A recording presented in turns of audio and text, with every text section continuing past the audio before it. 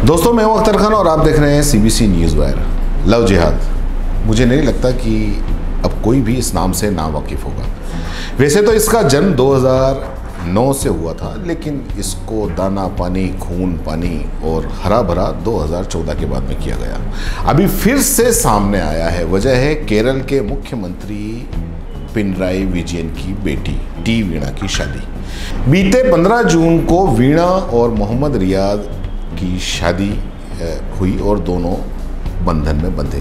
दोनों अलग अलग धर्मों से संबंध रखते हैं, इसलिए इनकी शादी को तथाकथित धर्म के ठेकेदारों द्वारा लव जिहाद करार दिया गया है। सोशल मीडिया पर दोनों ट्रोल करने के साथ साथ ही केरल के सीएम के खिलाफ भी नफरत भरे कमेंट और अभद्र भाषा का प्रयोग किया जा रहा है। जब भी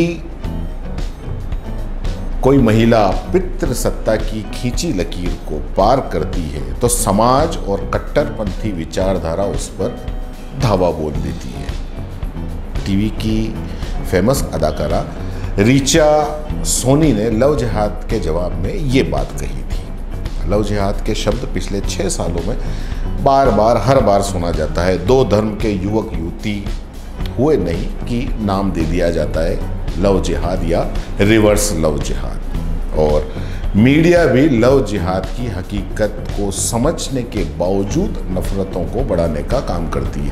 आखिर लव जिहाद है क्या? इसकी सच्चाई के बारे में आज हम बात करते हैं। पहले आपको बता देते हैं कि केरल के मुख्यमंत्री पिनराई विजयन की बेटी टी वीणा की शादी के बाद ट्रोलर्स ने क्या कहा।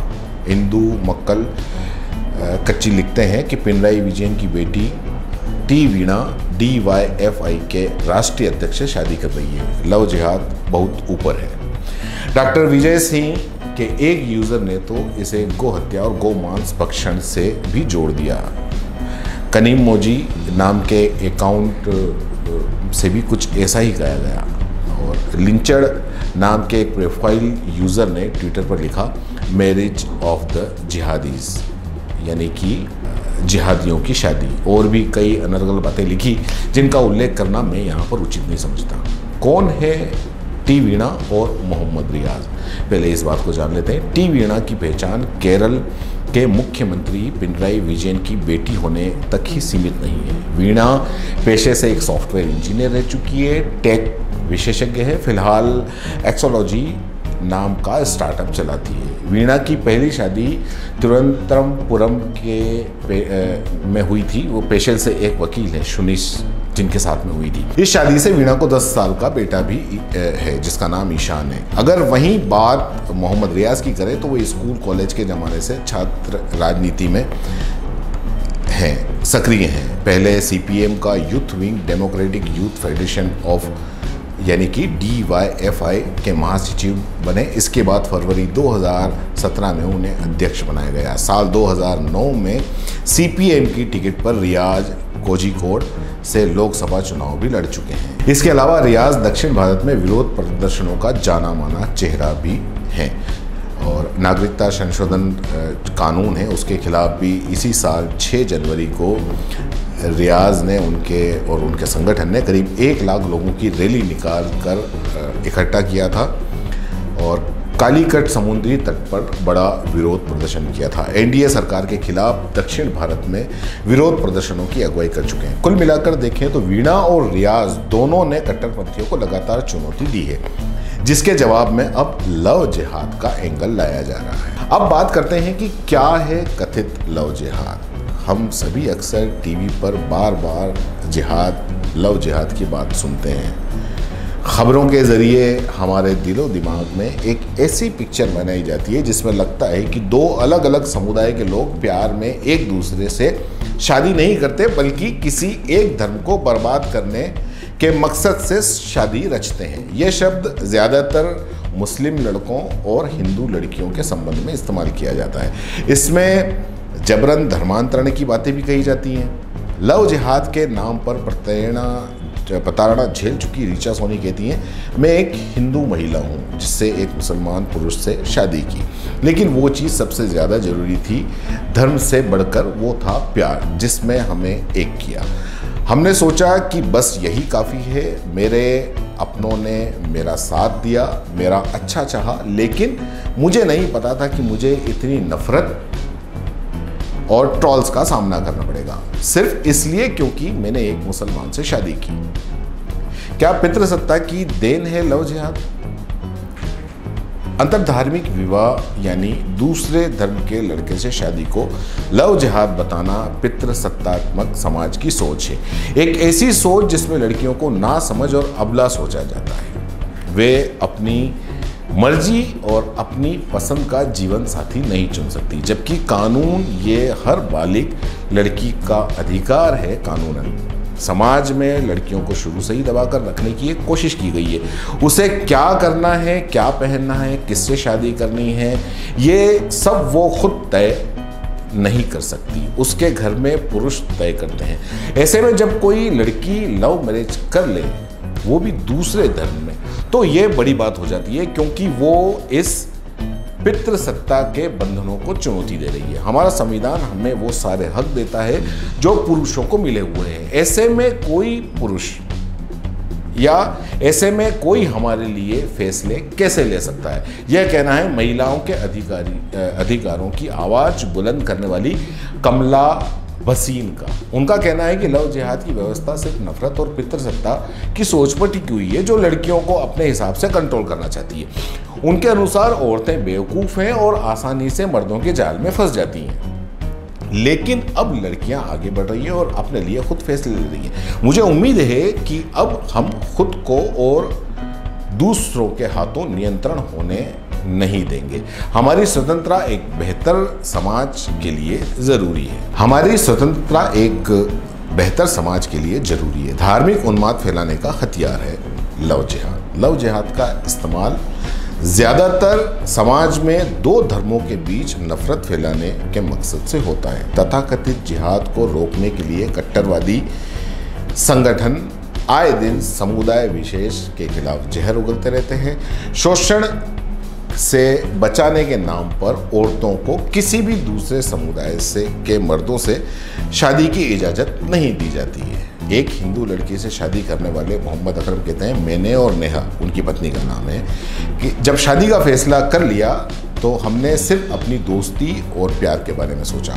हमारे दिमाग में धर्म, जाति या जिहाद जैसी कोई बात ही नहीं थी। लेकिन जैसे ही बात हमारे शहर कासगंज के मोहल्ले में पता लगी तो लोग नेहा को मेरे बारे में उल्टी सीधी बातें बोलने लगे। उन्हें हमारे प्यार से दिक्कत नहीं थी, मेरे धर्म से दिक्कत थी। मुझे धमकियां मिलने लगी, मेरे परिवार को बदनाम किया जाने लगा, यहाँ तक कि हमें उस मोहल्ले को छोड़ने तक के लिए बोल दिया गया जहाँ हम करीब 25 सालों से रह रहे थे। अकरम आगे कहते हैं कि उन लोगों के दिमाग में बस यही बातें होती हैं, एक मुस्लिम लड़का एक हिंदू लड़की से शादी कर रहा है तो ये उनके धर्म पर हमला करने की साजिश है, उनकी संस्कृति को बर्बाद करने की कोशिश है। लव जिहाद के नाम पर हिंदू और मुसलमान के बीच एक झूठी दीवार खड़ी करने की कोशिश की जाती है। यौन उत्पीड़न को सांप्रदायिक रंग देने की कोशिश है लव जिहाद। कथित लव जिहाद का एक एंगल भी है जिसे प्रताड़ना से जोड़कर देखा जाता है। दूसरे धर्म में शादी की मुखालफत करने वाले लोगों को अक्सर ये मानना होता है कि ज़्यादातर ऐसी शादियां मुकम्मल नहीं होती। महिलाओं का शोषण किया जाता है, उनका इस्तेमाल करके उन्हें छोड़ दिया जाता है और ये एक सोची समझी साजिश के तहत किया जाता है। महिला संगठन से जुड़ी शबनम हाशमी इस संबंध में कहती है, लव जिहाद को जस्टिफाई करने के तौर पर अक्सर यौन हिंसा की घटनाओं का जिक्र किया जाता है जिसमें पीड़िता गैर मुस्लिम और दोषी मुस्लिम हों। इसमें कई दावे सच होते हैं और कई झूठ, लेकिन हमें ये समझने की ज़रूरत है कि महिलाओं के खिलाफ हिंसा किसी एक समुदाय तक सीमित नहीं है। ये सिर्फ औरतों के खिलाफ हो रही हिंसा को सांप्रदायिक रंग देने की कोशिश है।